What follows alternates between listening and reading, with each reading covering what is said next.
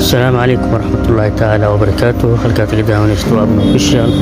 Wadna janalka haddii aad ku subta subscribe saar si ku soo gaaraan muuqaalada xiga. Waxaan ku soo jirnay taxanaheedii ahaa passive income sidee baa ku sameyn karnaa dhowr dakhli oo kala duwan oo nolosheena iyo aan ku maareeno aan ku kaabno. Muuqaaladii hore waxaan uga soo hadalnay blogging, YouTube channel iyo kii ugu dambeeyay oo ahaa Facebook.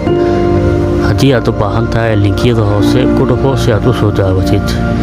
Muuqaalkan waxaan kaga hadlaynaa wax loo yaqaan TikTok live. mar walba hortaani waxaan ugu talagalay inaan janaalka ku soo gudbiyo ama taxanahan aan u bilaabo waxa waaye dhalinta Soomaaliyeed in aan fikir ahaanteedan ka caawiyo inay ayaga iskood wax u qabsan karaan oo dhowr dakhli oo kala duwan ay sameyn karaan. ku xisaabtan xaaladda guud ee dalku uu ku jiro iyo shaqo la'aanta baahan ee ardayda Soomaaliyeed haysata iyo dhalinyarada Soomaaliyeed haysata meel walba ay dunida ka joogaan. waxaad ogaataa wax waliba waxa adiga nafsadaada meesha adiga aad dhigtid iyo qaabka adiga u dhigtid waaye sida adiga meesha isaga soo saartid iyo sida adiga wax u qabsatid waa wax walba. waxaana ku talagashaa mar walba hal abuurka adiga mar walba aad lahaatid ayaad ku guuleysan kartaa. mar walba adiga wax sugtid ma ahan mar walba ay wax ku dhaqaaqi karaan, laakiin mar walba adiga wax ku dhaqaaqdid waa mar walba adiga wax ku fulaan. mar walba adiga wax ku fulaan waa mar walba adiga ku gaartid.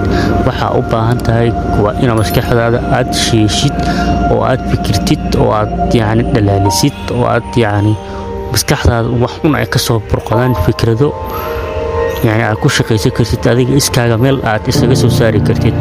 muuqaalada dhammaan aan soo sheegnay waa wax aad u fudud easy ah oo kaaga baahneen wax lacag aan kaaga baahneen aad hal abuur iyo nafsadaada ku horumari karto, laakiin waxay u baahan yihiin waa juhdi, barasho, waqti intaas u baahan yihiin.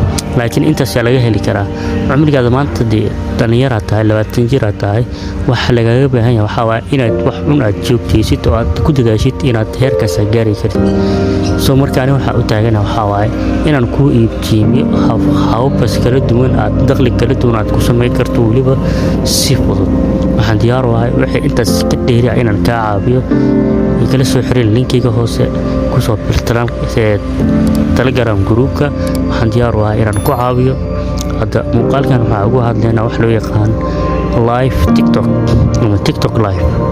TikTok live waa inaad TikTok-kaaga live ka soo gashid. wuxuu kaaga baahan yahay dhowrkii oo ah inaad followers badan aad haysatid oo intaas oo qof followers aad haysatid. horta mar waliba waxa ku soo cambaxda waa inay noqdaan wax bulshada waxtar u leh. haddii si walba adiga u faataalmisid, si walba heesaas kaga soo duubtid, si walba dance kaga duubtid, waxa ku soo cambaxday waa wax sumcadaada aan u wanaagsanin.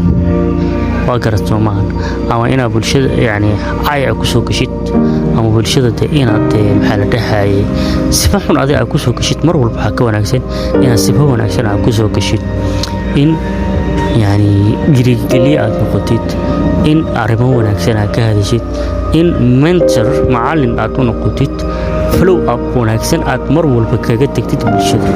taas ayaa horta mar walba ka wanaagsan. markaad followers fiican aad heshid, TikTok wuxuu kuu saamaxayaa inaad live aad soo gashid. livekaas aad lacag ka heshid, dadka ay kuu soo diraan giftiyo kala duwan. waa aragteen intaasoo Soomaali oo habeenkii ama intaasoo qof habeenkii live ku wada jiro. waayo qofkan maalintii intuu jiraa ugu aqligaada inuu xisaabtamo hal raamta. qofkan habeenkii oo guriga markaa jiiftid oo ku soo fadhiisanayo iskaasoo ku soo labisanayo live-kaas ku soo galayo adigiina aad daawanaysid oo aadan waxba nafci aadan ka helin oo asagana intaasoo kumanaan habeenkii ka faa'iido halkii habeen intaasoo lacag ka faa'iido boqolaal ka faa'iido muxuu ku dheeriyaa. ku xisaabtan maalintii uu baxay, subaxii uu baxay, shaqo aaday, magaaladii soo galay, uu soo shaqaystay, laba meel ka soo shaqaystay, hal meel ka soo shaqaystay. habeenkii waa kana uu ku imaaday TikTok live ku soo galay YouTube kaaga horeeya, Facebook kaaga horeeya, muxuu sameynaya passive income uu sameynaya, dakhli kala duwan uu sameynaya. Soo adiga qofkaas muxuu ku dheeryahay mar waliba horta wanaag ku dadaal.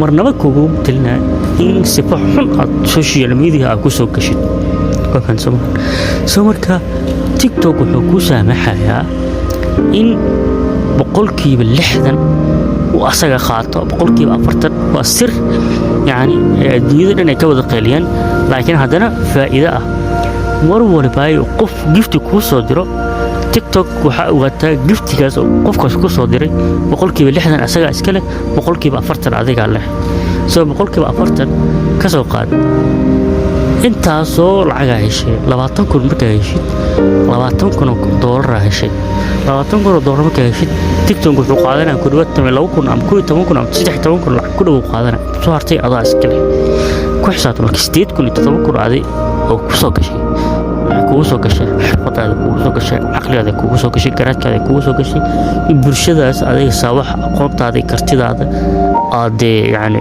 markaas ma fahantay aad ugu heshid okay waa habka ugu sahlan aad ku sameyn karto dakhli kala duwan waxaan rajeynayaa inaad wax badan aad ka faa'iiday ku dadaal mar walba in wanaag aad ku soo gashid in followers fiican aad dhisatid followers fiican aad yeelatid TikTok live waa ka macaashi kartaa xaqiiqdii lacag fiican oo ka sameyn kartaa laakiin waxay u baahan tahay maskax furan aqli furan karti iyo wax la imaad inaad wax la imaadna waxay ku xiran tahay inaad wax aqrisid waxay ku xiran tahay inaad wax baartid soo marka waa adiga iyo kartidaada waxaan rajeynayaa inaad wax badan ka faa'iido muuqaalka channelka subscribe si ay ku soo gaaraan muuqaalada xiga